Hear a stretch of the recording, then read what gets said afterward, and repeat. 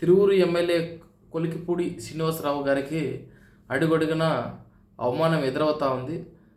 ఎందుకంటే ఆయన గెలిచిన నాటి నుంచి కూడా ఆయన నియోజకవర్గంలో విజయవాడ ఎంపీ అయిన కేశినేని చిన్ని ఆధిపత్యం తిరువూరు నియోజకవర్గంలో ఎక్కువగా ఉంది అంటూ కూడా ఆయన పలుమార్లు ఆరోపించడం జరిగింది.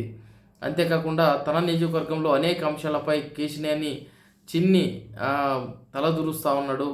నా హక్కులకు భంగం కలిగించేలా ఆయన ప్రవర్తిస్తున్నాడంటూ కూడా చాలాసార్లు బహిరంగంగానే ఆయన విమర్శించడం జరిగింది. అంతేకాకుండా టికెట్ ఇవ్వడానికి నాతో 5 కోట్లు తీసుకున్నాడు కేశినేని చిన్ని అంటూ కూడా చాలా గంభీరమైన ఆరోపణలే చేయడం జరిగింది కేశినేని చిన్ని పైన. అంతేకాకుండా కేశినేని చిన్ని నా యొక్క తిరువూరు నియోజకవర్గంలో పేకాట క్లబ్లో నిర్వహించడానికి ప్రయత్నం చేయగా దానిని అడ్డుకున్నానని నా పైన కక్ష సాధింపు చర్యలకు దిగుతా ఉన్నాడు.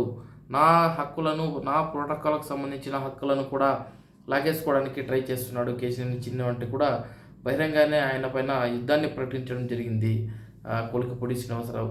బేసిక్గా కొలికిపూడి శ్రీనివాసరావు తెర మీదకి వచ్చింది ఎప్పుడంటే అమరావతి ఉద్యమంలో భాగంగానే. అంతేకాకుండా కొలికిపూడి శ్రీనివాసరావు ఒక సివిల్స్ ఆస్పిరెంట్ స్టూడెంట్స్ ఎవరైతే ఉన్నారో వాళ్ళందరికీ కూడా ట్రైనింగ్ ఇచ్చే ఒక వ్యక్తి, అంటే ఒక మేధావి అని కూడా చెప్పుకోవచ్చు. అట్లాంటి మేధావి ఎమ్మెల్యేగా ఎన్నికైన తిరువూరు నియోజకవర్గంలో రీసెంట్గా వేణుగోపాల స్వామి ఆలయంలో స్వామివారికి బట్టలు సమర్పించే సందర్భంగా తిరువూరు నియోజకవర్గంలో ఇంతకుముందు సంప్రదాయం ప్రకారం ఎలా ఉందంటే అక్కడ లోకల్ ఎమ్మెల్యే ఆ బట్టలను సమర్పించేవారు. అయితే ఈసారి అందుకు భిన్నంగా అక్కడ ఎవరైతే పండితులు ఉంటారో, పూజారులు ఉంటారో వాళ్ళు స్వామివారికి బట్టలు సమర్పించే కార్యక్రమాన్ని బాధ్యతను కేశినేని చిన్నికి ఇవ్వడాన్ని కొలికిపూడి శ్రీనివాసరావు జీర్ణించుకోలేకపోయారు. అంతేకాకుండా అతని ఆత్మాభిమానానికి ఇది దెబ్బ అంటూ కూడా ఆయన భావించి కేశినేని చిన్నికి ఎలా ఇస్తారంటూ కూడా ఆయన వాగ్వాదానికి దిగడం జరిగింది.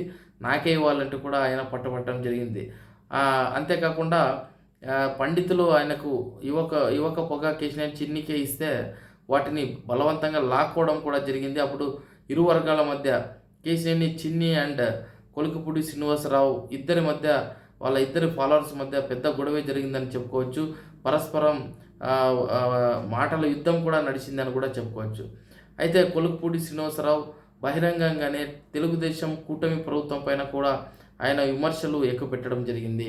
జగన్ సమయంలో నాకు ఎటువంటి బెదిరింపులు రాలేదు, నా పైన ఎప్పుడు కూడా కేసులు పెట్టలేదు, నా పైన ఎప్పుడు కూడా దాడులు చేయలేదు. అయితే నేను ఎమ్మెల్యేగా ఉన్న కూటమి ప్రభుత్వంలో నా పైన కేసులు పెట్టడం జరిగింది, నా పైన దాడులు కూడా చేస్తూ ఉన్నారు, నాకు భద్రత లేదంటూ కూడా ఆయన ఆరోపిస్తూ ఉన్నారు కూటమి ప్రభుత్వం పైన.